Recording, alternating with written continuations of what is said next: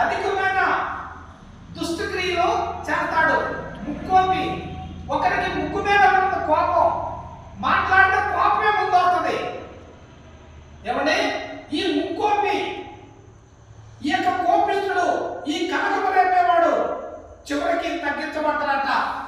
ఎవడి గర్వము వాడినే తగ్గించును, ఎవరి గర్వము, ఎవరు మిడిచిపాటు వారినే అనొచ్చును. అందుకని ప్రతి ఒక్కరు కూడా తగ్గించుకొని గర్వము లేకుండా వినయ విధేయత కలిగి భయభక్తులు కలిగి సృష్టించిన దేవునికి నమ్మకస్తులుగా జీవించిన వారికి మేలు జరుగుతుంది. హల్లెలూయా, హల్లెలూయా. అందుకని ప్రియమైన దేవుని బిడ్డలారా, నువ్వు రాజువైనా, మంత్రివైనా, మామూలు వ్యక్తివైనా, క్రైస్తవుడైనా, విశ్వాసివైనా గర్వం అనేది పనికిరాదు. గర్వం వలన